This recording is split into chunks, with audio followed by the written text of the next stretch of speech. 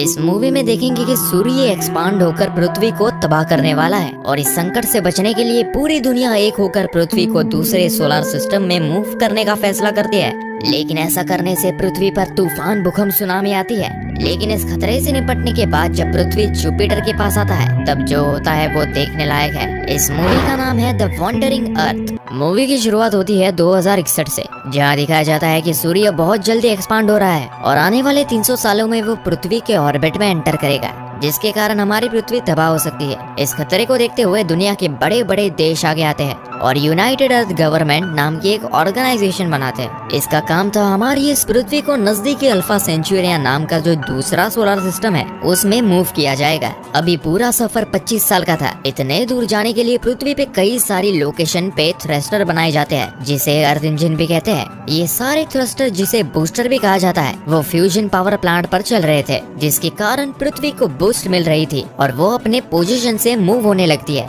इसके बाद हमें एक एस्ट्रोनॉट पैकी यांग को उसके बेटे क्यू के साथ दिखाया जाता है। वो अपने बेटे को कहता है, पापा एक मिशन पे जा रहे हैं और एक ऐसा दिन आएगा जब तुम्हें बिना टेलीस्कोप के जुपिटर दिखेगा। उस दिन मैं वापस आ जाऊंगा। इसके बाद पैकी यांग स्पेस स्टेशन में अपने मिशन पर चला जाता है। उसने अपने बेटे को उसके नाना के पास सौंपा था। ये स्पेस स्टेशन दरअसल पृथ्वी का नेविगेशन सिस्टम था। मिशन शुरू होता है, लेकिन पृथ्वी के मूव करने के 2 साल बाद हमें उसके परिणाम दिखने लगते हैं। पृथ्वी जो खुद भी रोटेट होती थी उसकी ये मूवमेंट बंद कर दी जाती है। लेकिन इसके परिणाम ये होता है कि पृथ्वी पे तूफान, सुनामी आने लगती है। इसलिए इंसान अंडरग्राउंड सिटी में रहने लगते हैं, लेकिन वहाँ पे भी जगह कम पड़ने लगती है। इसलिए कई सारे इंसान पृथ्वी की सतह पर रुकते हैं और इस तूफान के शिकार बन जाते हैं। इंसानों का पॉपुलेशन कम होने लगता है। आगे जैसे जैसे पृथ्वी सूरज से दूर चली जाती है उसका वातावरण भी ठंडा होने लगता है और पृथ्वी की सतह बर्फ में जमने लगती है। क्यू अपने नाना के साथ तूफान से बचने के लिए अंडरग्राउंड सिटी में रहने लगता है। काफी सारा पॉपुलेशन पृथ्वी के नीचे अंडरग्राउंड सिटी में रह रहा था। अब 17 साल बीत जाते हैं और हम जुपिटर के करीब आते हैं। जुपिटर की खुद की ग्रेविटी बड़ी मात्रा में थी, जिसे यूज करके पृथ्वी के सफर में तेजी लाने का प्लान था।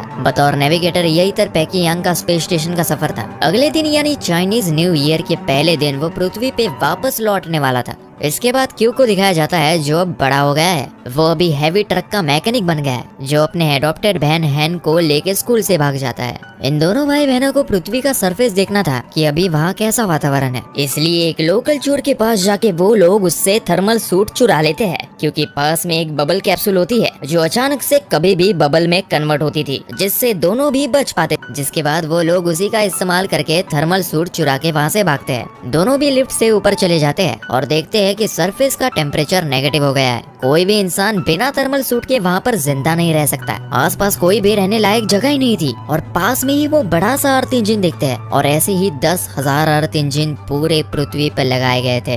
दूर पर ही उन्हें अपने नाना का स्पेशल ट्रक दिखता है। वो ट्रक काफी ज्यादा बड़ा था। की और हैन दोनों भी ट्रक में बैठ के भाग जाते हैं, लेकिन पुलिस उन्हें पकड़ लेती है और झूठा पास इस्तेमाल करने के कारण उन्हें जेल में डालते हैं। दोनों के नाना जी वहाँ उनको छुड़ाने के लिए आ जाते हैं और पुलिस को रिश्वत देने लगते हैं। इसके कारण पुलिस उन्हें भी जेल में डाल देती है। वही जेल के अंदर ये लोग टीम नाम के एक और लड़के से मिलते हैं। यहाँ स्पेस में पृथ्वी जुपिटर के करीब आती है। उसकी ग्रेविटी यूज करके तेजी से पृथ्वी का सफर तय करना था, जिससे पृथ्वी सोलर सिस्टम से बाहर निकल सकता था। लेकिन अचानक से जुपिटर की ग्रेविटी में स्पाइक आने के कारण वो इरेगुलर बन जाती है और पृथ्वी जुपिटर के करीब खींची चली जाती है, जिसके कारण पूरी पृथ्वी पे भूकंप और तूफान आने लगता है। धीरे धीरे सारे अर्थ इंजन बंद हो जाते हैं। क्यू, हैन, उनके नाना और टीम अपना ट्रक लेके जेल से भाग जाते हैं। लेकिन भूकंप के कारण कई सारे पहाड़ इनके ट्रक के ऊपर गिरने लगते हैं, लेकिन ये लोग जैसे तैसे करके उस खतरे से बाहर निकलते हैं। यहाँ पे स्पेस स्टेशन में जो इनका एआई कंप्यूटर था वो सारे एस्ट्रोनॉट को चेतावनी देता है कि अभी सिस्टम लो एनर्जी पर जा रहा है, इसलिए सब लोग तुरंत ही अपने हाइपर स्लीपिंग सेल में चले जाए। यहाँ पर पैकी यांग को टेंशन आता है, इसलिए वो अपना घर वालों से कांटेक्ट करता है। वो उन्हें नजदीकी बंकर बताता है ताकि वो लोग वहाँ जाकर इस तूफान से सुरक्षित रहे। उसके बाद वो खुद भी हाइपर स्लीप पर जाने के लिए निकलता है। यहाँ पर वो लोग बंकर की तरफ जा ही रहे थे, लेकिन उतने में ही कुछ सोल्जर्स उन्हें रोक लेते हैं। ये सोल्जर्स लाइटर कोर नाम की एक बड़ी सी कार्गो ले जा रहे थे, जो अर्थ इंजन शुरू करने के लिए जरूरी थी, और वो ले जाने के लिए इन्हें ट्रक की जरूरत थी। कैप्टन उनके नाना जी को उनकी मदद करने के लिए कहता है। वो भी मदद करने के लिए तैयार हो जाते हैं। थोड़ी देर में ही ये लोग ट्रक लेके शंघाई शहर में पहुँचते हैं, लेकिन वहाँ की हालत तो और भी बुरी थी। थी, बड़े बड़े बर्फ के पहाड़ जिनमें कई सारे फेमस बिल्डिंग दफन हो चुकी थी। ये नजारा देख के सब लोग डर जाते हैं और एक पतला रास्ता उन्हें दिखाई देता है और उस पतले रास्ते से ये लोग ट्रक लेके निकल पड़ते हैं। इसके बाद अचानक से बर्फ के इस पहाड़ पे एक प्लेन क्रैश हो जाता है और उसके कारण ये पूरा पहाड़ टूटने लगता है। ये पतला रास्ता काफी लंबा था और बड़े बड़े पत्थर इनके ट्रक पर गिरने लगते हैं। भागने का कोई भी रास्ता नहीं था, लेकिन तभी एक सोल्जर को एक बड़ी सी बिल्डिंग दिखती है, तो वो लोग वहीं से ऊपर जाने का फैसला करते हैं। पहाड़ की चोटी पे जाने के लिए इनको 80 फ्लोर ऊपर चढ़ना था। कुछ सोल्जर्स ऊपर चढ़ जाते हैं और लिफ्ट के दरवाजे की मदद से बाकी सबको रेस्क्यू करने लगते हैं। क्यू, हैन और उनका कैप्टन ऊपर आ जाता है। इनके नाना जी, एक सोल्जर और लाइटर कोर अभी भी नीचे ही था। यहाँ पर बाकी के सोल्जर्स नाना जी, लाइटर कोर और उसके सोल्जर को ऊपर खींचने लगते हैं, लेकिन तभी वापस भूकंप के कारण बिल्डिंग बहुत जोरी से हिलने लगती है। तब तक वो लाइटर कोर तो ऊपर आ जाता है, लेकिन उसी चक्कर में नाना जी और वो सोल्जर नीचे अटक जाते हैं और लिफ्ट इन दोनों के ऊपर गिरने लगती है।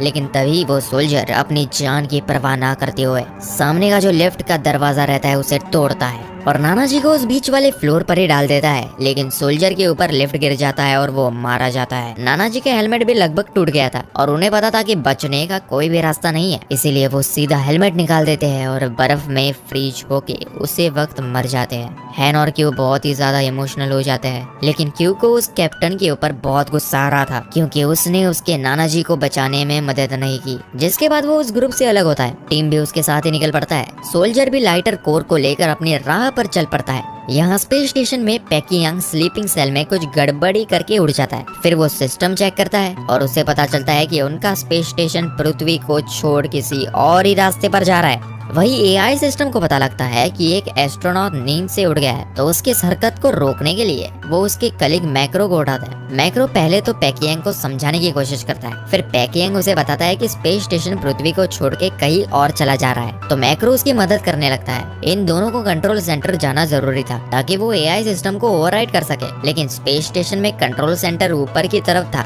जिसके लिए इन्हें स्पेस में जाकर ऊपर जाना था। दोनों भी अपना सूट पहन लेते हैं और बाहर की ओर चले जाते हैं। इन दोनों को बाहर की ओर जाते हुए देख एआई सिस्टम अपना सिक्योरिटी प्रोटोकॉल एक्टिवेट करता है। अब क्योंकि ये दोनों रूल के खिलाफ काम कर रहे हैं, इसलिए इस प्रोटोकॉल के अनुसार इन दोनों को भी मार डालना जरूरी था, तो वो बाहर से इन दोनों पे हमला करने लगता है। इस अटैक के कारण दोनों को काफी ज्यादा दिक्कत आती है। इसी अटैक में मैक्रो मारा जाता है। पैकियांग को अपना साथी खो जाने के लिए काफी दुख होता है, लेकिन थोड़ी देर के बाद वो कंट्रोल सेंटर में आता है, लेकिन वहाँ पर उसे पता लगता है कि उसके सारे अधिकार रद्द कर दिए गए हैं और अब वो इस मिशन को बदल नहीं सकता। यहाँ पर क्यू, हैन और टीम दोनों को भी अपने रास्ते में एक नया ट्रक दिखता है। वो लोग उस ट्रक में जाते हैं और उन्हें उस ट्रक में ली नाम का साइंटिस्ट मिलता है जो बहुत ज्यादा जख्मी था। ली उन्हें बताता है कि जुपिटर की ग्रेविटी अर्थ के एटमॉस्फेयर को अपने तरफ खींच रही है, इसके कारण कोई भी प्लेन हवा में उड़ नहीं सकता और इसी के कारण वो क्रैश हो गया है। आगे वो बताता है कि ट्रक में टॉर्क इंजन यानी बहुत बड़ा अर्थ इंजन जो उन्हें सुलावेसी इक्वेटर पर लेकर जाना है और वहाँ का मेन इंजन शुरू करना है। उस ट्रक को लेकर क्यू अपने घर लौट सकता था, लेकिन फिर भी वो ली की मदद करने का सोचता है और सब लोग सुलावेसी इक्वेटर पर जाने के लिए निकलते हैं। यहाँ पर पैकियांग एआई सिस्टम की कमांड को बदलने के लिए मेन कंप्यूटर रूम में जाता है, लेकिन तभी उसे एआई सिस्टम बताता है कि ये जो भी चेंजेस चल रहे हैं वो उसके खुद के नहीं है, बल्कि ये प्रोग्राम खुद यूनाइटेड अर्थ गवर्नमेंट ऑर्गेनाइजेशन का ही है। जब भी पृथ्वी को खतरा साबित होगा तब इस ऑर्गेनाइजेशन ने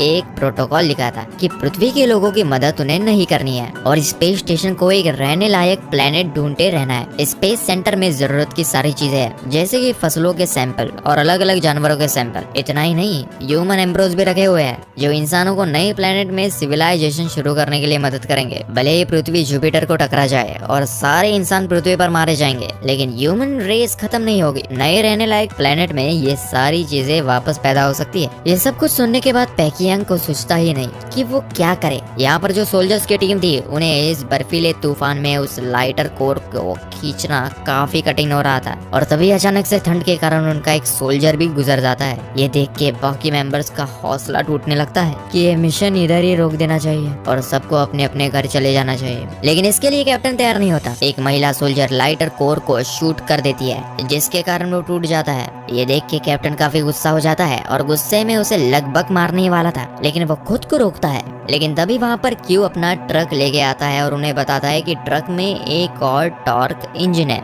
जो वो लोग सुलावेसी लेके जा रहे हैं। इस मिशन के लिए उन्हें सोल्जर्स की मदद लगेगी, इसीलिए सारे सारे सोल्जर्स उसको ज्वाइन करते हैं और कुछ समय के बाद वे लोग सुलावेसी पहुंच जाते हैं। लेकिन वहां पहुंचने के बाद उन्हें रियलाइज होता है कि किसी और टीम ने इंजन को पहले से ही स्टार्ट कर दिया है, बल्कि पृथ्वी के बाकी सारे बूस्टर पहले से ही चालू हो गए हैं। लेकिन इसके बावजूद पृथ्वी अभी भी जुपिटर की ओर खींची चली जा रही है। पृथ्वी से जुपिटर को काफी क्लियरली देखा जा सकता था। स्पेस स्टेशन में एआई सिस्टम अनाउंसमेंट करता है कि अभी पृथ्वी के पास सिर्फ 7 दिन बचे हैं। आखिरी दिन पृथ्वी जुपिटर से टकरा जाएगी और सब कुछ नष्ट हो जाएगा। यही अनाउंसमेंट एआई सिस्टम पृथ्वी पर भी करता है। ये खबर सुनते ही पूरी दुनिया में मातम मच जाता है। यहाँ पर साइंटिस्ट ली भी जोर जोर से रोने लगता है कि हमारे पास सिर्फ कुछ ही दिन है, क्योंकि पृथ्वी की सारी हवा जुपिटर की ओर खींची जा रही है और हमारे पास एक दिन के बाद ऑक्सीजन भी नहीं बचेगा। यहाँ पर क्यों वो लगातार जुपिटर को ही देख जा रहा था और अचानक से उसे अपने पिताजी की एक बात याद आती है कि जुपिटर में काफी ज्यादा मात्रा में सिर्फ हाइड्रोजन ही है। तभी वो एक प्लान सोचता है कि अगर थ्रस्टर्स से हमने जुपिटर के हाइड्रोजन को इग्नाइट किया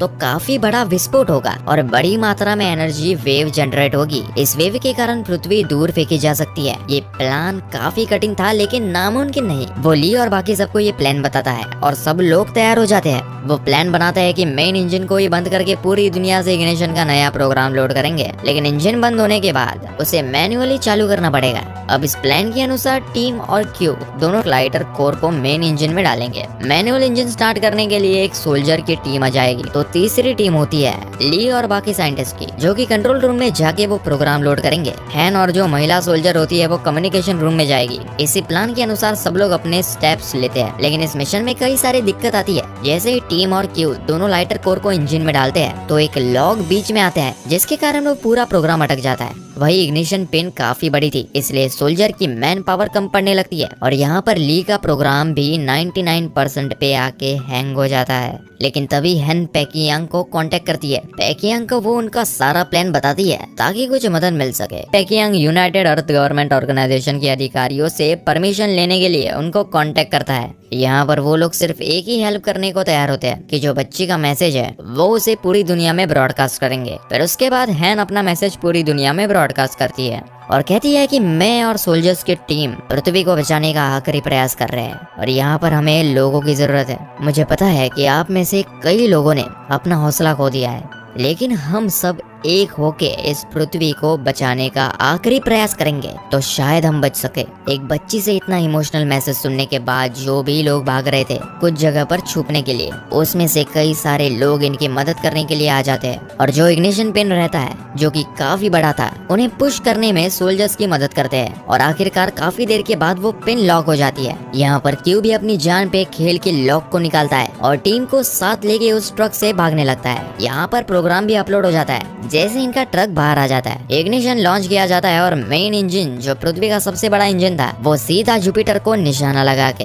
रेड लाइट इग्नाइट करता है और सब लोग खुश हो जाते हैं। लेकिन ये इग्निशन इतना बड़ा होने के बावजूद वो जुपिटर ग्रह तक नहीं पहुंच पाता। वो इग्निशन अभी भी जुपिटर से 5000 किलोमीटर दूर था। लेकिन तभी पेकियांग को याद आता है कि नेविगेशन सिस्टम में 30,000 टन का फ्यूल है जो इस इग्निशन में यूज हो सकता है। लेकिन एआई सिस्टम उसे रोकता है क्योंकि अब नया प्रोजेक्ट हेलियोस शुरू हो गया था, जिसका मिशन था रहने लायक प्लेनेट ढूंढने का, ना कि पृथ्वी वासियों की मदद करना। पेकियांग के पास शराब की एक बोतल थी जिसे एआई सिस्टम की तरफ फेंक मारता है, जिसके कारण पूरे सिस्टम को आग लगती है और एआई सिस्टम खराब हो जाता है। जिसके बाद पेकियांग सिस्टम का कंट्रोल लेकर स्पेस स्टेशन को जुपिटर की ओर ले जाता है। वो आखिरी बार अपने बेटे को कांटेक्ट करता है और इस फ्यूल के बारे में बताता है कि वो अपने डॉग लेके उस इग्निशन में चला जाएगा जिसके कारण विस्फोट होगा। लेकिन क्यू उसे ऐसा करने से मना कर देता है। लेकिन पेकियांग उसकी बातें नहीं मानता और अपने बेटे क्यू को आखिरी बार गुड बाय कहता है और उसे कहता है कि अब तुम जब भी जुपिटर को देखोगे तब तुम मुझे भी देख पाओगे।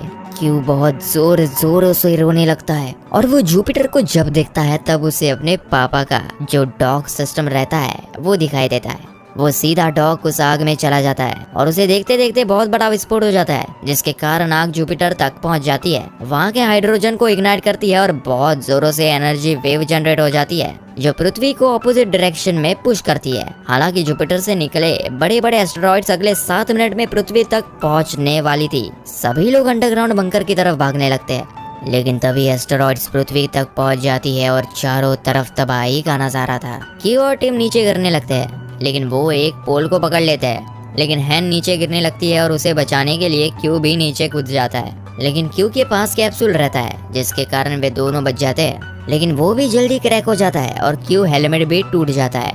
ऐसा लग रहा था कि वो मर गया, वही पृथ्वी बच गई थी और अभी ये दूसरी दिशा में जा रही थी जैसे पहले का प्लान था। हम फिर 3 साल के बाद देखते हैं क्यू बच गया था, लेकिन उसके चेहरे पे बहुत बड़ी जख्म आई थी और दूसरी सोलर सिस्टम में जो जाने का ये जो मिशन का सफर है वो अभी भी जारी था। सब लोग अभी भी अंडरग्राउंड सुरक्षित रह रहे थे। क्यू जो है वो भी जूनियर ड्राइवर बन गया था और सब लोग उसे काफी रिस्पेक्ट के साथ देख रहे थे, जिसके साथ ही मूवी यही खत्म हो जाती है। दोस्तों कमेंट करके जरूर बताएं कि आपको हमारी एक्सप्लेनेशन और ये मूवी कैसी लगी, और अगर पसंद आए तो लाइक और शेयर जरूर कीजिएगा।